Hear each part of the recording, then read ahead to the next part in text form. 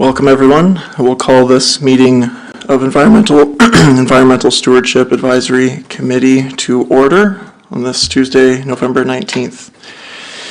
Okay, I will ask first for any disclosures of pecuniary interest. Seeing none, we'll move on to the approval of the agenda.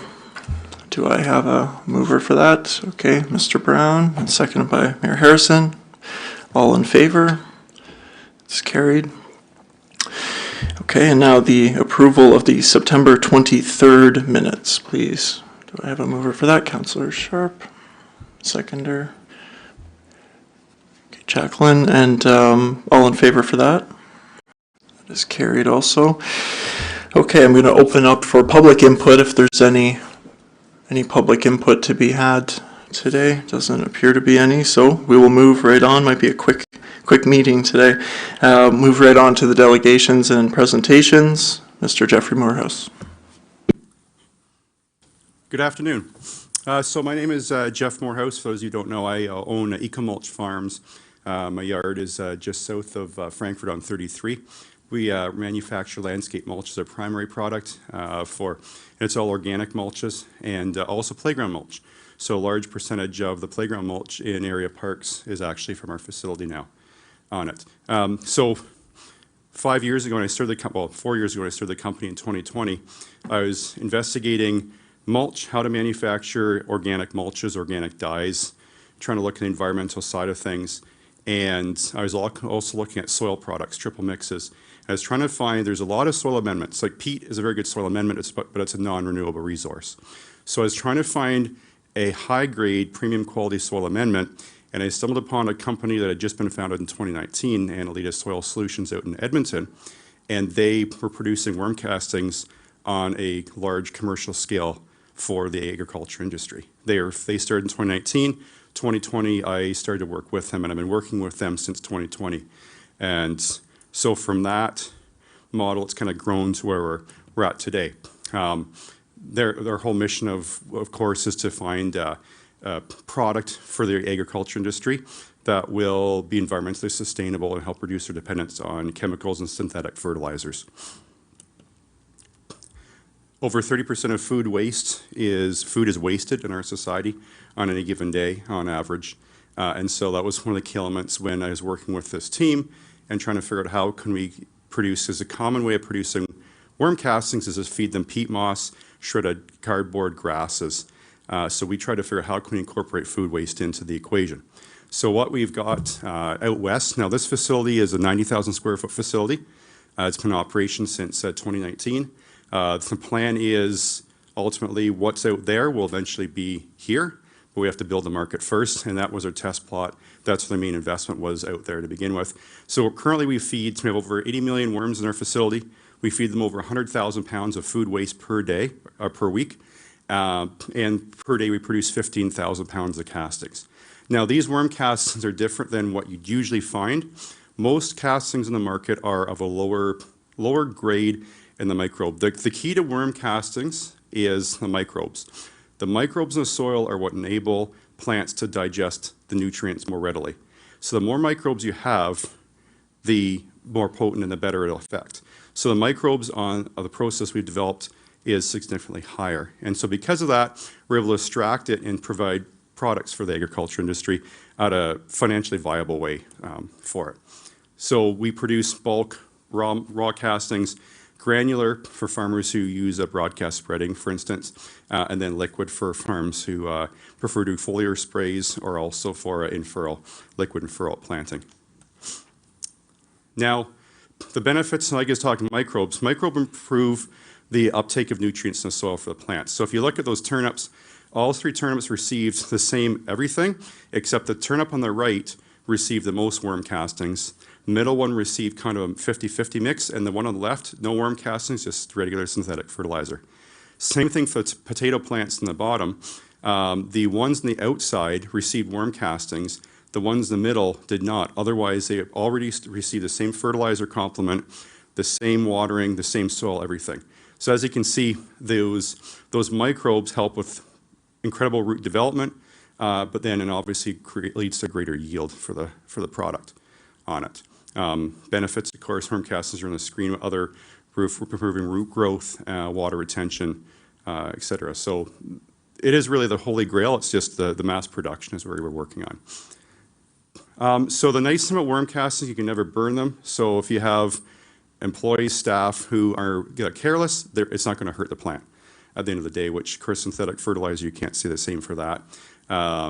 They hold their 9 times their weight in water.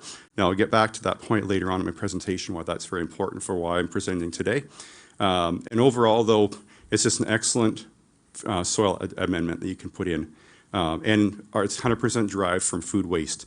So you've taken a waste and turned into a premium product by worms for our both gardening and agriculture industry. So I've got an example there. You can see where the root difference, so that's conventional wheat.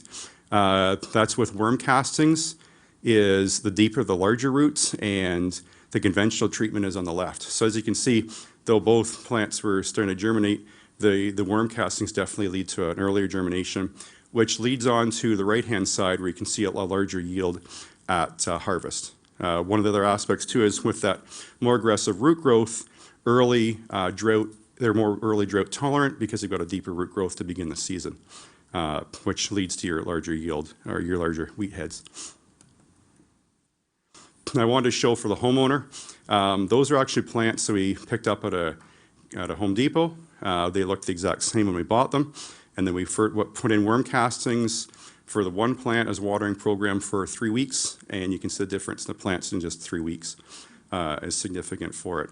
Sort of affects one of my favorite marketing tools. I'll give farmers, if their spouse has a house plants, I'll give them a container of worm castings and say, try it out. And 9 times out of 10, I get a phone call about a month later asking more questions. So, sports fields. I'm working with a company in Edmonton, or in Ajax. They specialize in turf management for golf courses. We're doing trials. This actually is my own lawn. I've reduced my fertilizer input by 75% over the past now into the year 4 of my trial program. We're finding we can reduce on golf courses fertilizer by up to 50%, maintaining equally healthy the fairways. They're actually having to water them less, and they're having less thatch issues because the soil biology is much healthier. You're not getting the thatch buildup that you typically would have on a golf course. And so we're actually going to do trials on sports fields and that as well to see whether cities can reduce their fertilizer input on their sports field, but still maintain that high quality that we come to expect and need for our athletes. This is just a quick demo we actually had this summer. It was canola, residual chemistry. So they had sprayed the canola with a herbicide. However, they did not get the appropriate rain that they required after, and it effectively on the left-hand side of the screen was killed off the entire field. They basically had soil toxicity. We applied foliar spray of the worm castings, and 6 days later, that was a field on the right. So it's 100% recovery. In fact, the insurance adjuster had already been out there, and there's a lot of questions now being asked as to because they just went from a complete write-off on a farmer's field to 100% recovery using worm castings. And it's all just simply, it's the biology and the science behind worm castings and those microbes. Locally in Port Elgin, I did a trial with spring wheat this year. He reduced his fertilizer by 33%, and he saw a 29% yield increase on his trial. We're also seeing potato farm did a trial this year. We saw a 6% yield bump. 3 different soybean trials this year. We saw an average between 15 and 25% yield increases. And in all cases, we reduced fertilizer between 10 to 15%.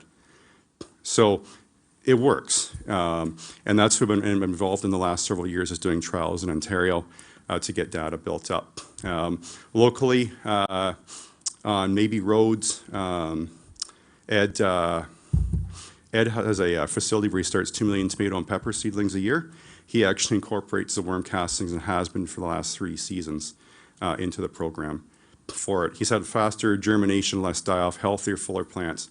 He often gets questioned at the market in Toronto where he takes them as to what he does to his plants to be so healthy on it.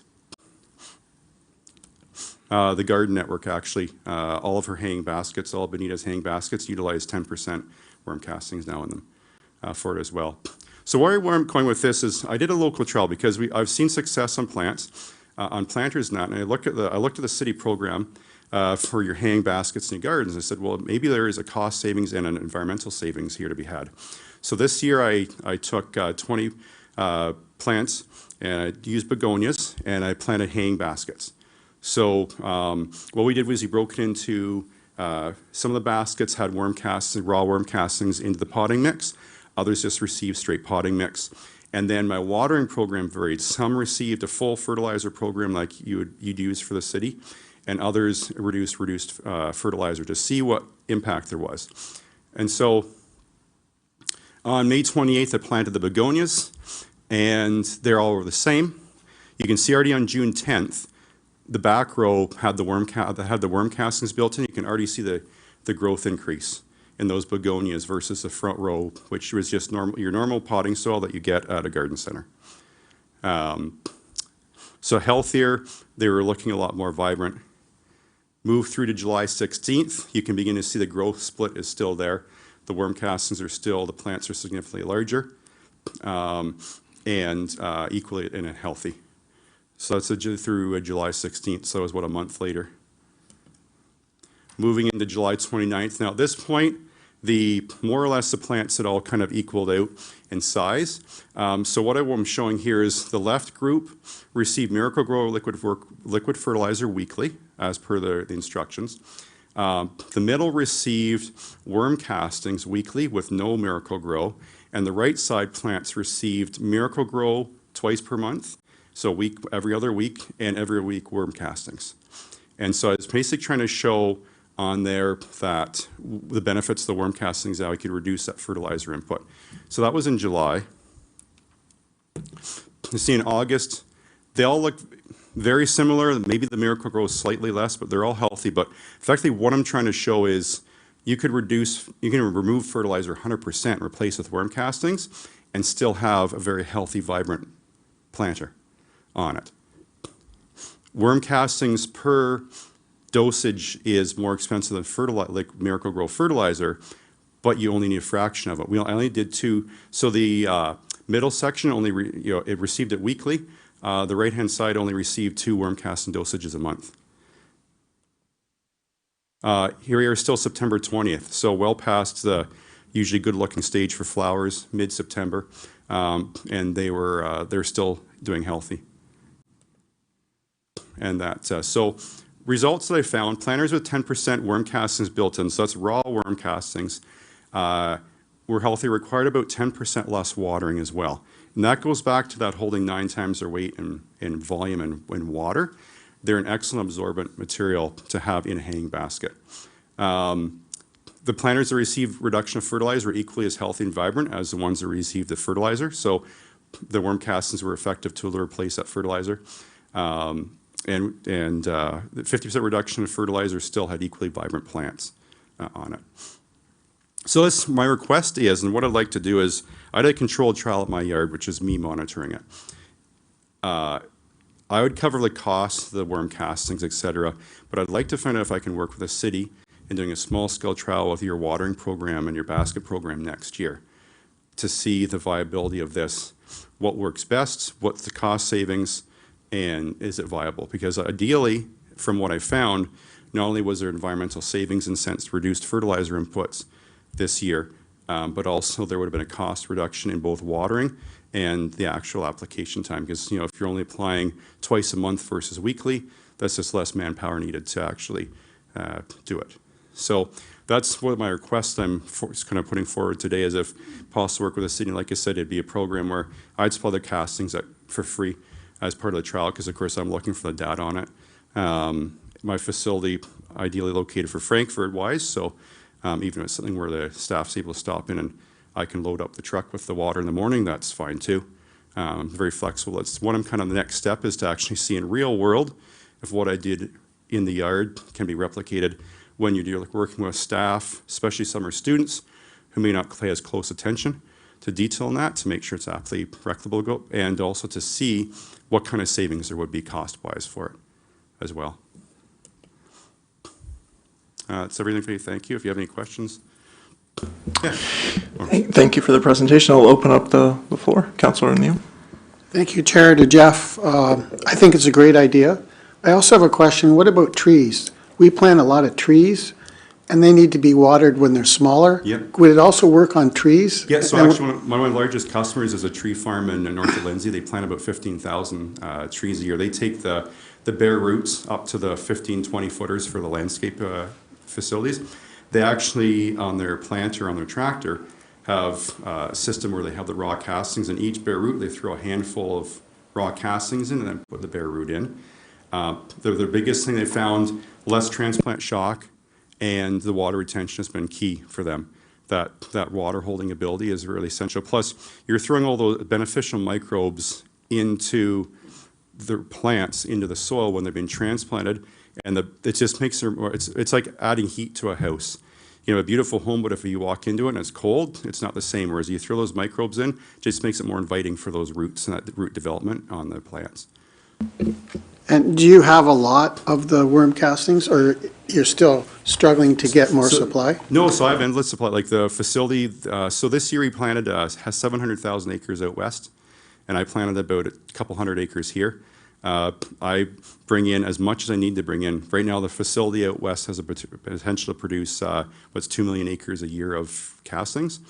And because I've worked with them and the focus has been out west, now that I'm shifting and working on out here, anything I need, I'm able to get hold of from them. So we bring it in by the sea. Right now, I bring in by the sea can. So in the spring, I'll be bringing in 2 or 3 sea cans worth of various products on it. Mr. Mayor? Me or? Yep, you go ahead. Oh, okay. So just tell us how you're producing the worm castings. How are you? So it's the beds are about 2 feet thick, and it's just like a large bed. It's about 20 feet by 12 feet, 2 feet thick. They have the worms in there, and every day we add 2 inches of slurry. The slurry is a mixture of the food waste, shredded cardboard, grasses, everything's recyclable in that situation. So you take that slurry and you add 2 inches to it every day. The worms work their way up into that new slurry, and within 24 hours have devoured that slurry, and the entire bed kind of shifts down, and then every 48 hours we go through and we cut off an inch from the bottom of the bed. So it works its way through. So that rotten apple starts the beginning, gets devoured by the worm, and then over the next 60 days, will make its way down through the 2-foot bed into the bottom where we cut it off. And it's like ground coffee is the consistency. So you indicated they're a different type of worm you're using, or? It's red wigglers. Okay. Red wiggler is the most effective on. And you haven't given us any, like, who's testing your castings? It's all done by third-party lab testing. Yep. So then you know what's in it. Yep. And it's OMRI certified, so we're certified organic. Yeah. Okay. So everything's tested weekly on that. Yeah. Okay. Thank you. Thank you. Mr. Brown? Great presentation. Couple questions, because castings are a slow absorbing rate. Yeah. You talked about fields and playing fields and things like that, and looking at it, one of the challenges is absorbing into the fields. Are you using liquid on those fields, or? Yeah. So this time of year we put on the granular castings. So we'll do trials. In fact, we're actually working with a company that uses drones to apply it for us, so you don't even have to worry about compaction or rutting the sports fields. So this time of year you put on the granular because it has all winter to break down and work in. In this summer you'll actually put it's a foliar spray effectively, and you just put it down on it. Part of the reason why we like the foliar spray in the summer too is it's faster acting.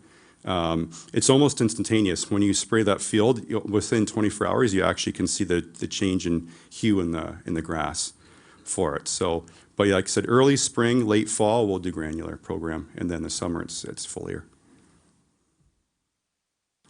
Do you have a follow-up? Yeah, I do. Thank you very much. Question for you regarding the food waste, because looking at it, what's the percentages that when you're putting the food waste in your row, do you have a percentage? And I am interested in contamination of the food waste because that becomes the largest problem of any type of composting in Canada. Yeah, so we don't use municipal green bin program. There's far too many contaminants for it. People love to sneak whatever they can into it. We actually use food waste specifically from the produce distribution hubs, from the large grocers and that, who have an incentive to keep it pure for us because because they get a very good price for removal. So their tippage fee, actually we generally pay actually for the higher grade stuff, we'll actually pay for it to ensure the purity.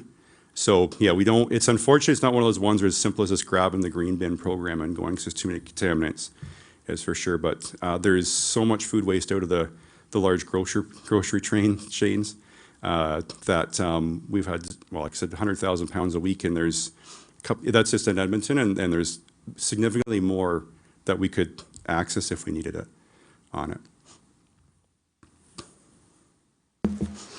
As you can see, this is a very interesting topic for me, and I have a little experience in it. On the compost tea that you're talking about for the city trial, Yeah. can you validate how, getting that concentrations correct? The mayor, I think, was asking a very valid question on the testing. On the solids, I see it. On the liquids, how do you verify the chemical composition of the materials?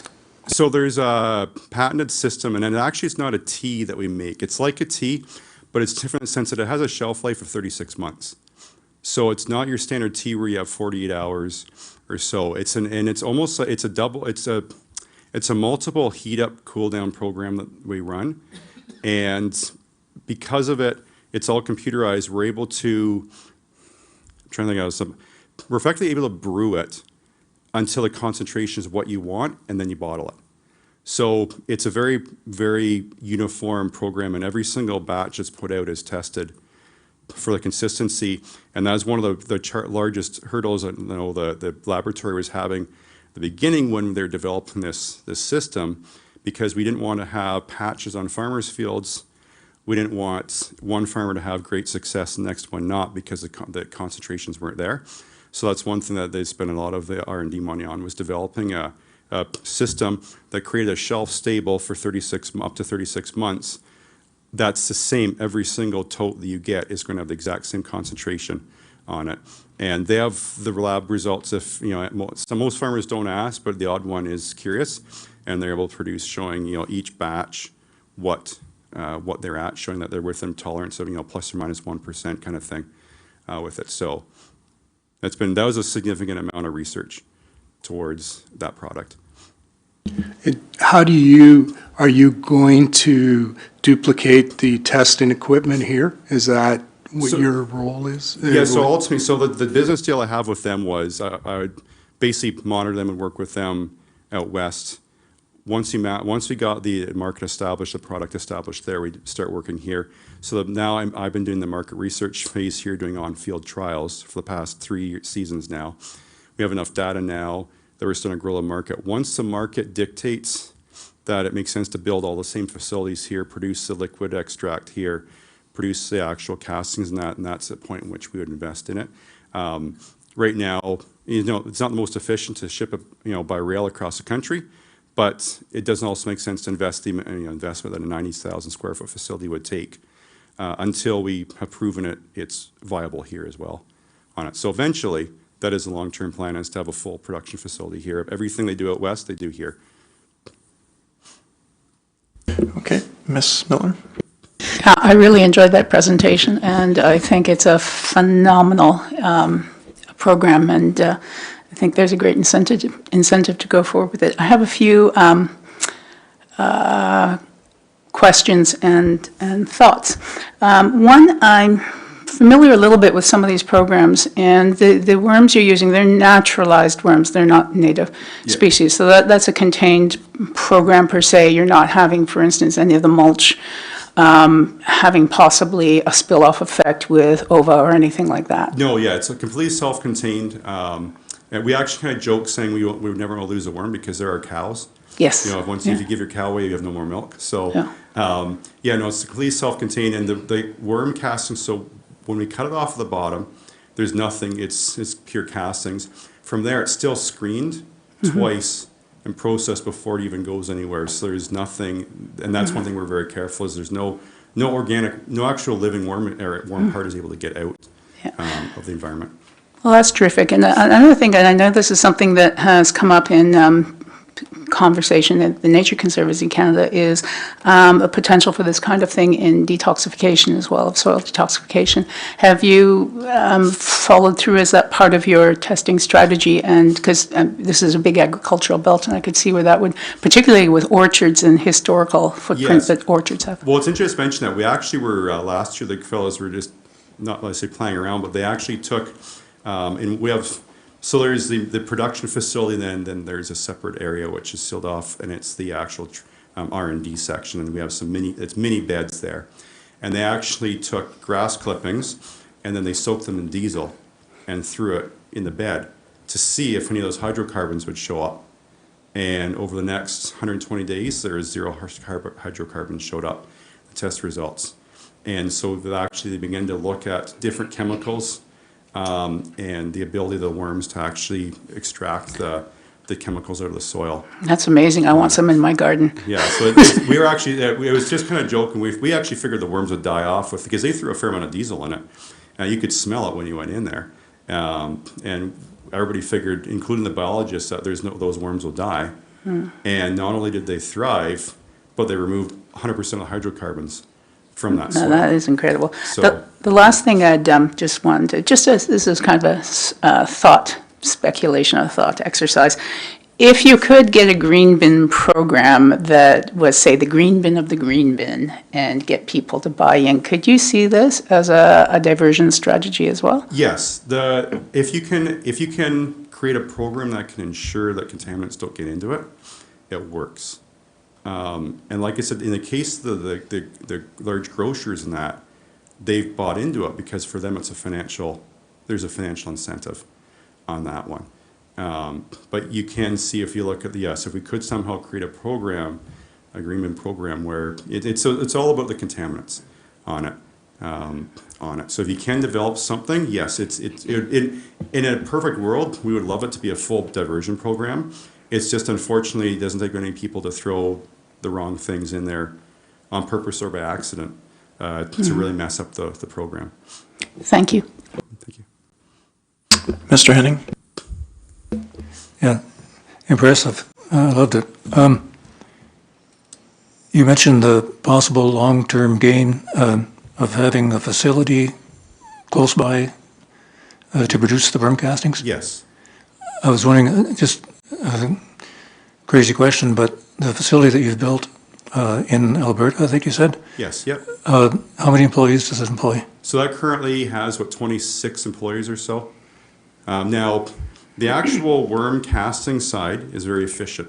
It's a completely automated system. So it actually only takes 2 employees to look after 80 million worms. But where the manpower comes into is the actual bagging. Like we have a full automated bagging facility for bagging all the product in that. So that's where the actual manpower comes into, is dealing with the actual worm castings and changing them to the granulizing it for the broadcast spreaders, making the liquid tea, the liquid extracts. That's where the large part of the workforce comes from on it. So most of those employees, it'll be what, semi-skilled level or? Well, you're probably going to be a mix. I mean, if you look at the West, I mean, you have some biologists, very highly educated biologists. Of course, yeah. And then you've got some general laborers. So it's a pretty good mix between highly skilled and moving down to your low skill, your general labor side of things. But the majority of the people there are on the higher side. Like nobody in the worm casting side is poorly educated, let's put it that way, because it's very important to pay attention to detail, to have a knowledge and a biological knowledge behind things. So if you see something changing with the worms, you understand the science behind it and can adjust and pivot quickly on it. Because raising worms is not as simple as you'd think. They're surprisingly sensitive to some things, so that's why. But in the facility, when you walk into it, it smells an earthy smell. It's not like a compost facility. It has just an earthy smell in it. And the floor, it's as clean as in here for the floor. Like, the cleanliness is the key, because that's one of the things we learned is a clean work environment for the clean environment for the worms reduce the chance of any negative pathogens or anything getting into the facility. So, Thank you. Councillor Sharp? Thank you, Mr. Chair, and thank you, Jeff. When you indicate that there are trials underway at golf courses, are any of those local, or are they all out west? no, they're actually throughout Ontario. There's Oh, various okay. ones. I don't know if any one, like local ones, but I know Right. there's a few in the GTA that we're working with. Working on. Now, I'm working with Evergreen Biosolutions. They're a turf management company. Their expertise, obviously, is in golf course management. So Right. I'm working with them on it. But I know the three of the courses they're doing trials on are all in the GTA right now. And in terms of costing, say if I was going to get, do a planter and I was buying Miracle Grow versus your product, what So- would we be looking at here? So per application, Miracle Grow is cheaper than worm castings. Okay, But you only need maybe half. So that's my trial's been finding is half the worm casting application is equal to the Miracle Grow. So cost wise, and that's really where I want to get, that's really the reason why I want to kind of do this trial is I've not been able to nail down exactly the savings. okay, On a farm, it's been easy. Like, if a farm reduced their fertilizer by 30%, we know what, so they actually can tell me, the one farm trial I did this year, they saved $10 an acre on fertilizer, but they spent $27 an acre on worm casting. So they're still up $17 an acre on expense. However, they grossed an extra $126 an acre on yield. So when they look at that $17 investment, brought them back an extra $126 4 months later. So it's been easy on the farm side, just because the scale. That's why I'm trying to nail down numbers on the actual right, cost planter benefit side. of Yeah, this 'cause- product. Yeah, but I do know for the most part, I know, like, you generally, this year when I did find on my trial, more or less, it seemed about the same. What you saved in application, you spent a bit more on the castings, so it was kind of a wash, but it was less applications. So then what's your manpower savings? If you're watering 10% less, what's that value Right, as well? okay, thank you. Mr. Henning? Yes, you mentioned savings. I'm just wondering, have you done any comparisons of producing worm castings to producing artificial fertilizers, which I think mainly come from fossil fuels, or many of them do, from natural gas? Have you done any comparisons as to the net carbon consumption or release? So we haven't looked at any of the carbon side of the carbon release or savings. Obviously, there is a savings if you're putting down, if you're reducing your fertilizer input by 30% and replacing with an organic derived product in its place. So obviously, you'd be savings there, but I haven't looked at that. My main point that I've been looking at, this is just a straight, kind of the math that the farmer would be looking at. And the farmer just wants to know, what's my input costs? What am I going to get out of it? And so that's why my big thing this year has been really driving down, each trial I did. If you look at the potato farm, they spent about $130 an acre input costs, but they realized almost $300 an acre in yield increase. So they doubled their money. We always try to get a 2-to-1 return on it. So that's where, and that's the biggest education sign, is saying you spend a bit more, but you are going to save in the long run. And then your yield will easily offset that. But I haven't even looked at the carbon side. We know it's there. I've been one person and can only do so much, and I'm really focusing on just getting the raw data out there saying it works. Here's how we're finding it works, and here's the kind of financials that you're looking at on it. I appreciate, to Councillor Sharp's question, kind of you trying to navigate that maybe more retail kind of plant crack those numbers, because it obviously is a more difficult question in terms of if there isn't a yield on the other end, how much is a larger, brighter plant worth, you know? So I appreciate it. Yeah, I feel like if you're able to make it, there might be that kind of retail consumer application if you're able to kind of make the numbers work in that sense. But it sounds like a slam dunk for the farms. But yeah, I wanted to thank you for the presentation. This is quite an amazing product and business, frankly, taking a costly waste product and turning it into a valuable commodity. I think, though you may not know kind of carbon effects in terms of the other fertilizers, to Randy's question, I mean, this seems to hit all of the points, you know, helping food yields, population grows, less trucks on the road, taking the spoiled produce to a landfill, filling up landfills, potentially saving all of those issues, effective in drought conditions, which certainly we're going to see more of in certain places, using less water to achieve the same yield. I think these are all very pro-environmental facets of the business, and I wish you great success, and certainly too, if you're able to kind of make the economic case to farmers or even retail customers, then I think I would love to see this scale up and you build your facility here one day, and just yeah, a growing market. It would be wonderful to see. Just a question before you leave. Thanks, Jeff. You know, it's interesting. When I was a young boy, I raised worms in the wintertime for 3 winters, and it's quite a process. Do you know what, I guess you'd say, what food waste is the best for your liquid? Apples. Apples? They love apples and strawberries. That's What about tea leaves and coffee grinds? Well, and coffee grinds, I was going to say coffee grinds too. Every coffee shop in Edmonton has a little bin from Annalita Organics, and they put their coffee grinds in there, and they get picked up once a week. Yeah. As they said, coffee grinds is a steroid to worms. But they found apples and strawberries. So in June, late June, early July, when they have you go into the facility and it smells like strawberry, because there'll be millions of strawberries, rotten strawberries spread across the beds. Yeah, it's interesting, and well, I lived in Brighton, so I used to go to Presqu'île and get the moss, gather the moss, and Presqu'île was perfect to sell the worms and put them in the moss, as well as to raise them with the moss and using coffee grinds and tea leaves. Where I guess with me it was the best, and the best place to pick worms was Brighton Public School playground. Yeah.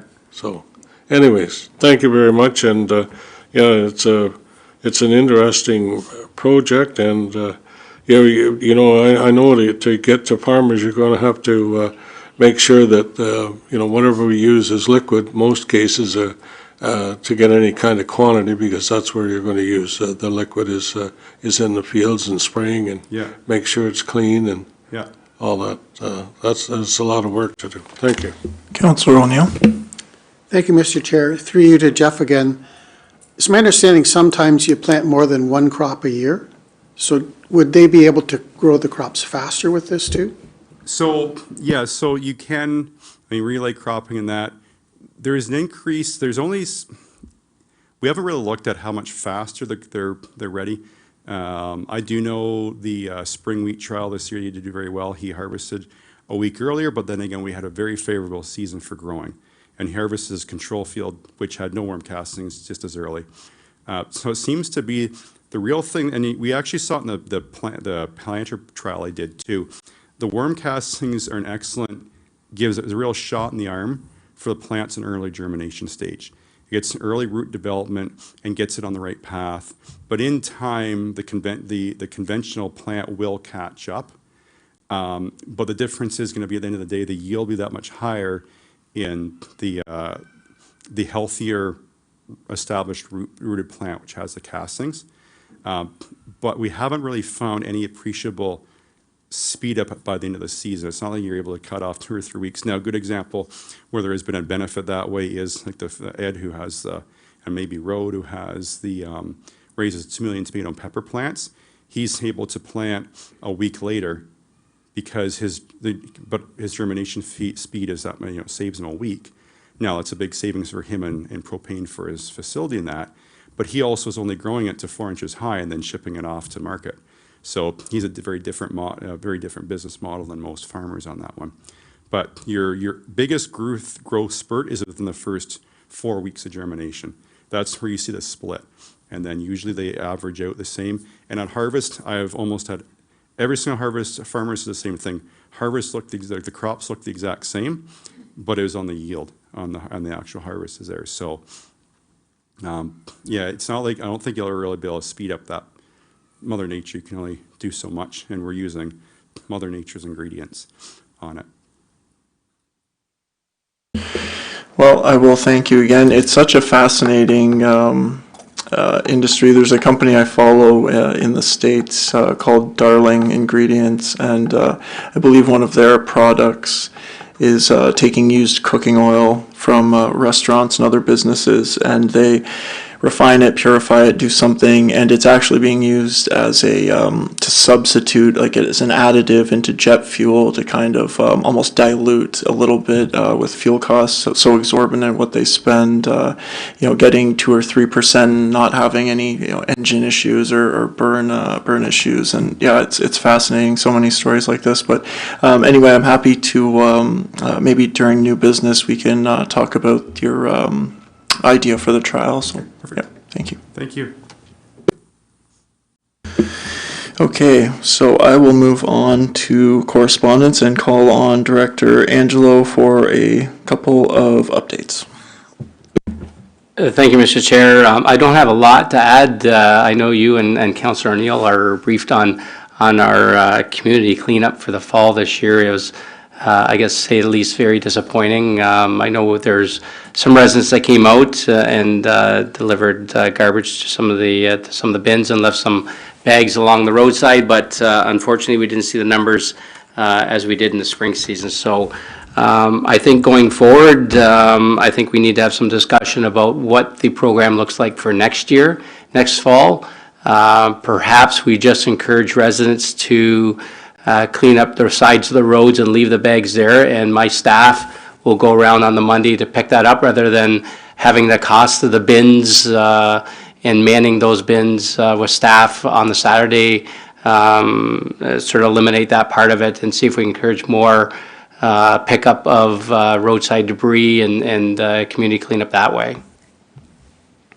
And I would agree completely. I think that is kind of a nice middle ground where there's still the event for the community, and even easier to, as you're mentioning, if you can leave the bag at kind of the general area that you clean up, you remove that impediment to have to deliver the trash to the bins. And I think it's a great idea, and hopefully it could, we'll have further discussions. Hopefully it can live on in that form maybe. I don't know if Councillor O'Neill had any.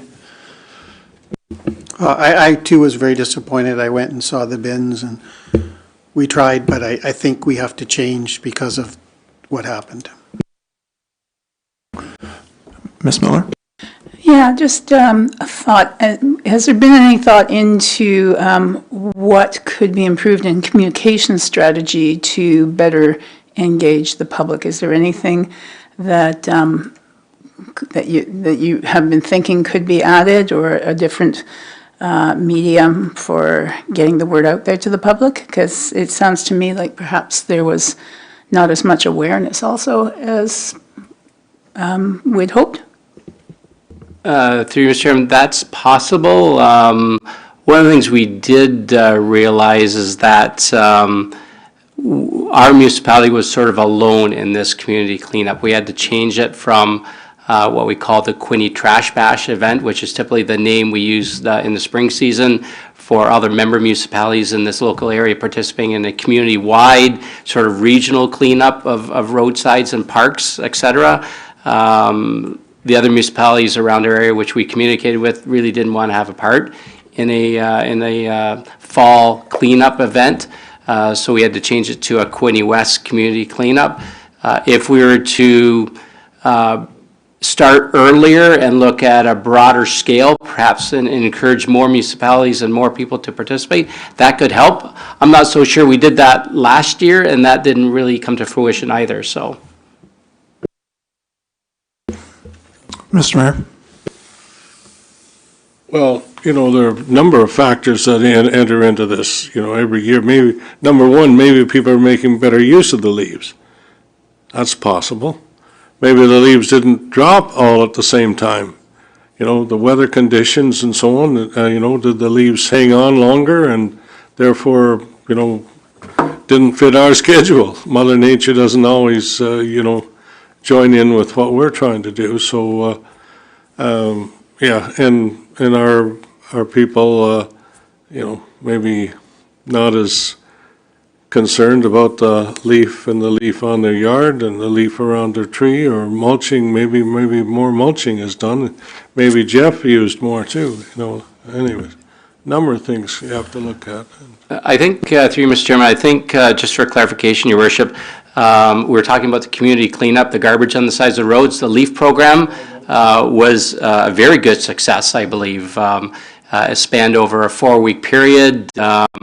The numbers so far indicate that we're going to exceed the tonnage of leaf and yard waste that we did last year and previous years. I know even at the Frankfurt landfill site, that dump has never experienced so many participants in dropping off leaf and yard waste and brush than in the past several years. We're again going to have to chip all that brush and leaves probably I think 4th or 5th time now, and probably once more before the onset of winter. So it's getting extremely used, and I guess that's a good testament to that sort of program that we do offer. Cleaning on the 401 like they usually do. Have you seen anything up there with people? During the community cleanup, I had noticed some bags along the sides of the 401, so I believe it's that group that Your Worship, that came around and cleaned up some of the intersections, and we did pick up bags, yeah. I believe, on the Monday, Tuesday after our community cleanup event. Okay, I didn't see as much as usual, but that's okay. Good, glad they did. Councillor O'Neill. Thank you, Mr. Chair. Thank you. No problem. With the LEAF program too, I had some complaints that all the leaves weren't down, but I reminded them the year before they were down and it was frozen. So you've got a fine line on what you can do, so. Through the Chairman, that's exactly correct. It's a challenge. Either we're too early or we're too late, and we have to just do our best to try to capture what we believe is the average. And I think if we hold it to the same years or the same weeks every year, that'll work out really well. I know we do offer that program where residents can take it free of charge to the Frankfurt landfill site. So even I use that event, that venue after my leaf pickup on my street. I was just going to add that for awareness too, and I myself will be making use of that this year. As some of our trees, the leaves didn't drop fully in time for the Trenton Ward pick up the second one. So yes, for free of charge, you can go to the Frankfurt landfill on the designated dates and dispose of your yard waste that way. So, Randy, I thought had a question. Oh, Mr. Henning. Just an observation. I was amazed with the trash bash this time. I still call it that. People were asking me, well, when is the trash bash? I said, well, I gave them the date and said they have it on the town website. And the answer was usually, oh. So there's amazing number of people that don't bother looking at the town website. So what I did intentionally was I made myself a member of one of the local groups. Well, there's no need for names and back drills, but anyway, one of the local internet groups. And a few days before the trash bash, I said, I copied the link to the city website and said, don't forget this. And lots of replies, nice replies.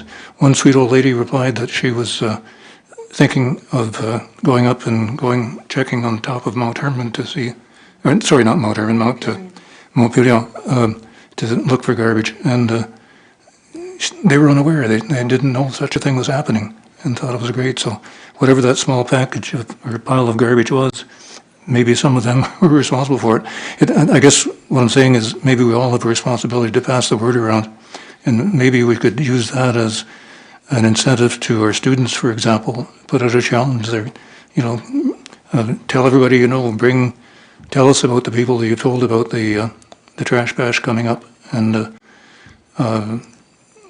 pass the word around. It may be a promotional issue more than a people not caring issue. I think certainly in the future, in any form that it takes, we should all certainly contribute through our social networks however we can, whether that's sharing on Facebook or other mediums. I agree with that completely. Ms. Miller? I was just going to add on that as a comment, again, going back to communication strategies, is being still fairly new to Quinte West. I came here in 2016. And it took me a while to be familiar with the fact that there actually was a community website. There was a municipal website. And I'm wondering how well is that information disseminated? And maybe that's an area that we could be looking at going forward into getting the municipality more aware that there is a hub you can go to for municipal information, because I think that might be one of the paucities here.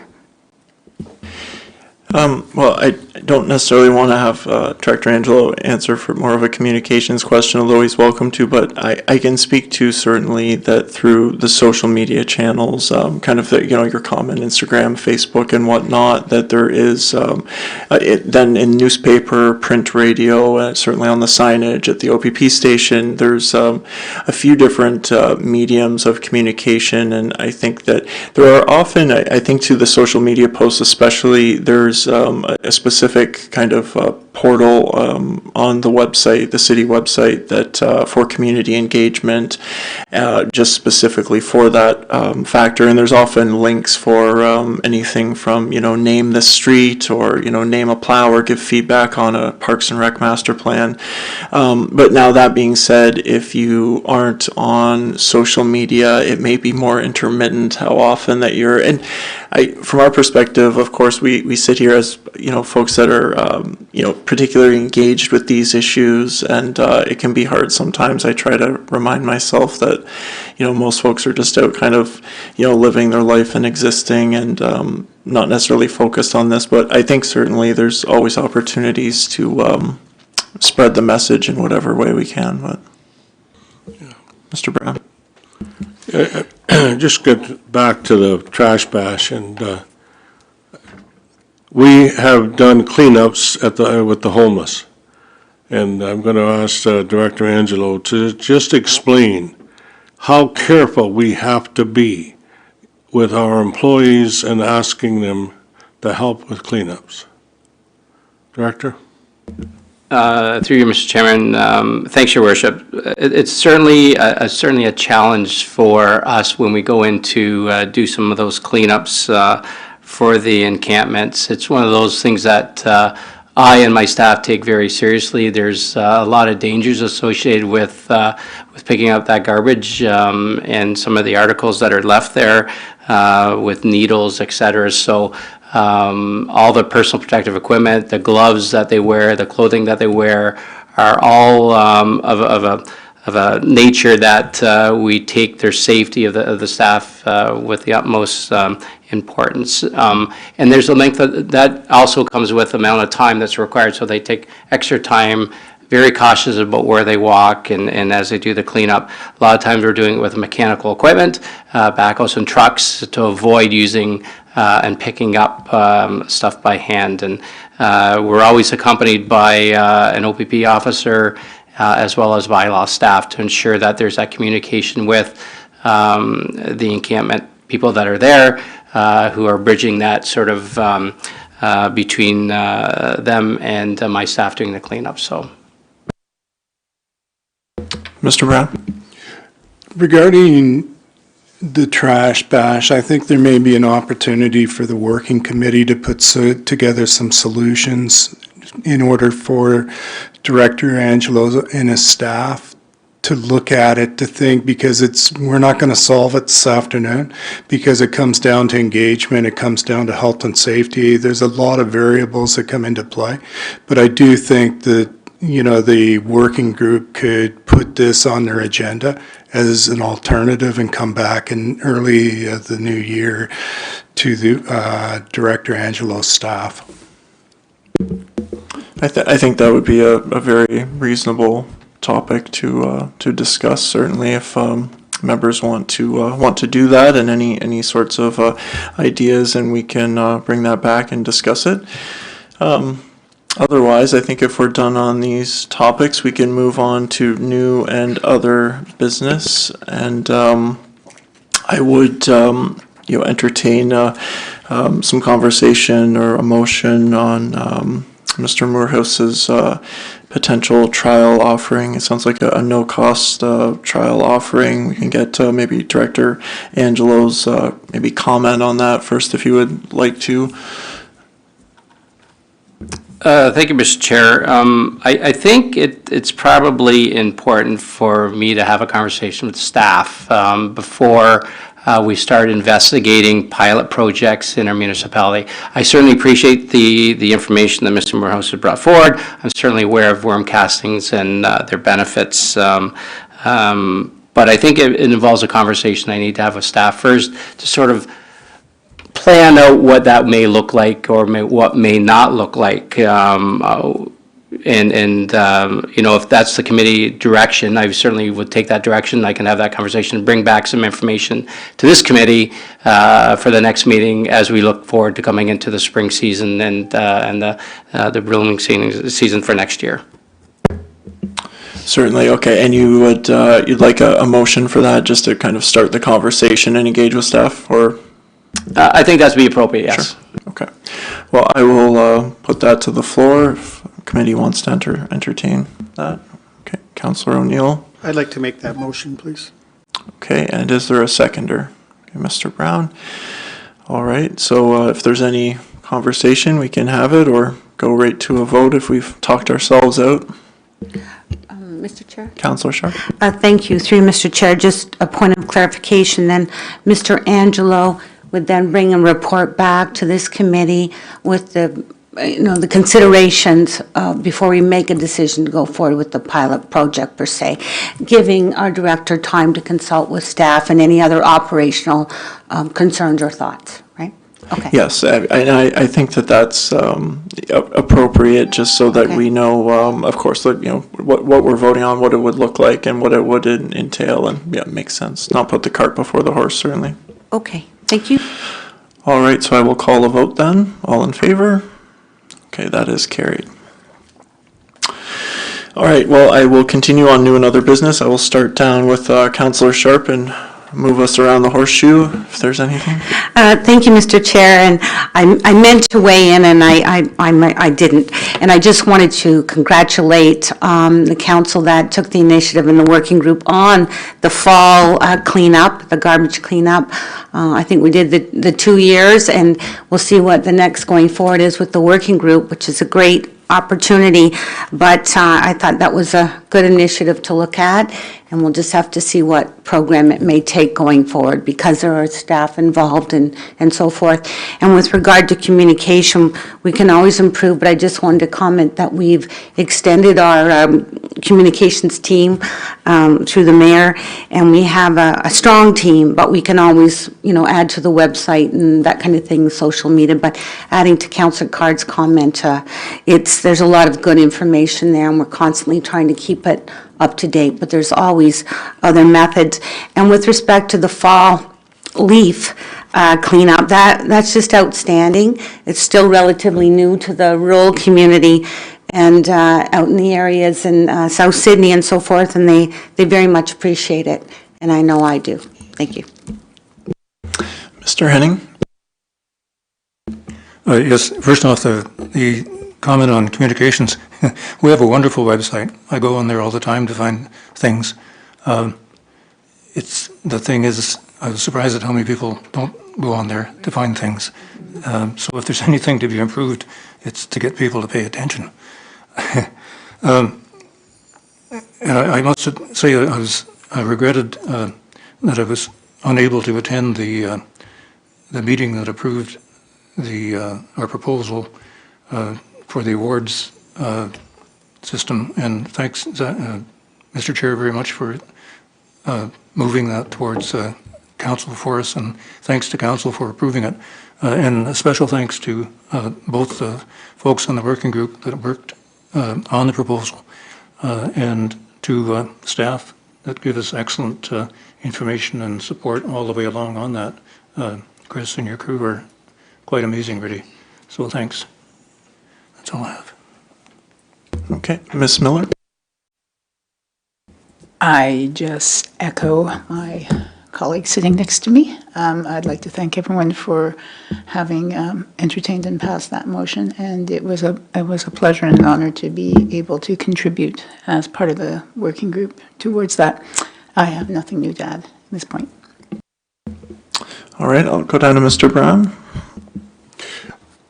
Since our last meeting, when we discussed briefly the tree bag utilization, I've looked at a number of municipalities that have incorporated, and now I can see the value in it and so I don't want us to lose that off our agenda.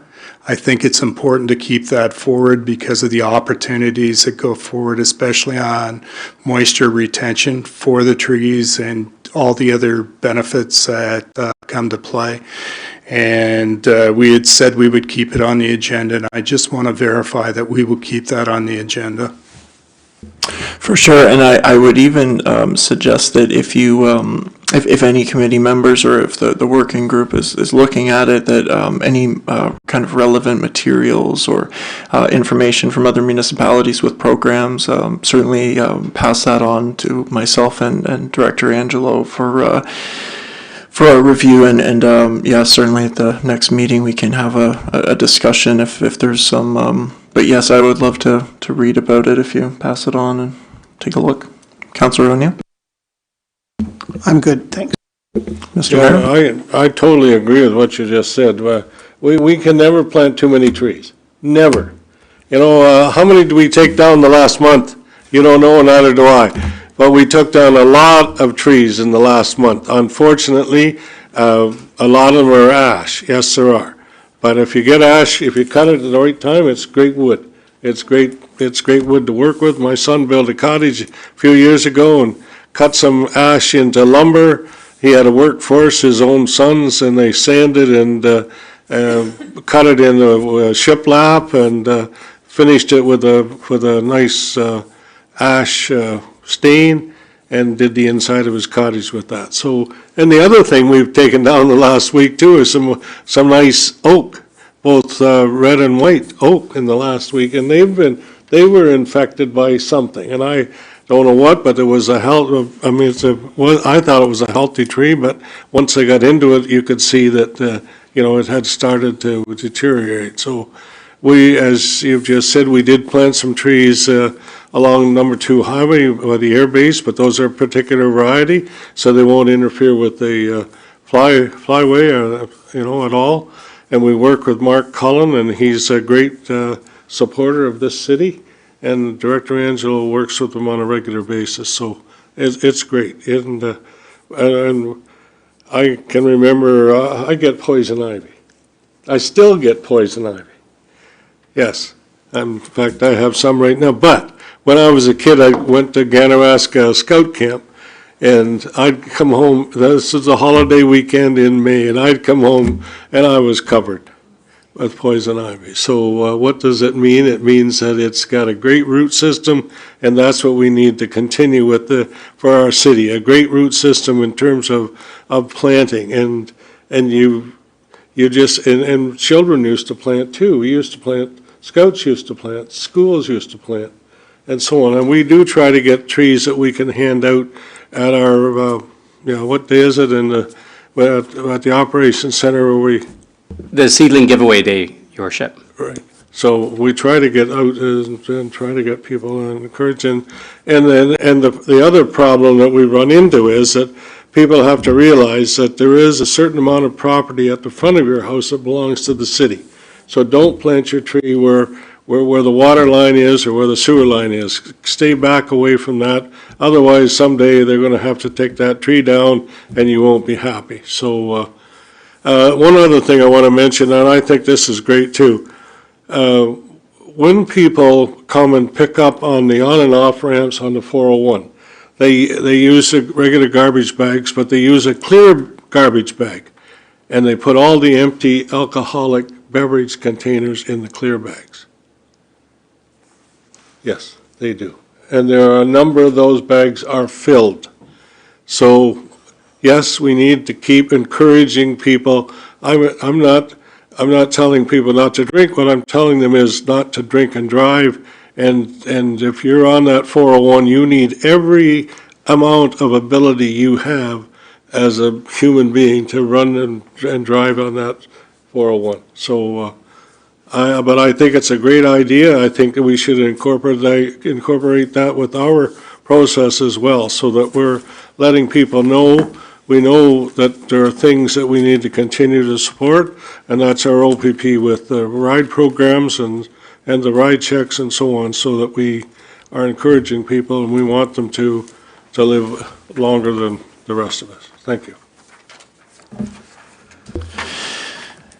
All right, as a kind of an unrelated comment, I wanted to thank Director Angelo and his team for the winter decorations that have begun to appear in the Trenton Ward. I haven't seen Frankfurt, but I appreciate those going up quick as usual, and they look great, and just wanted to acknowledge that.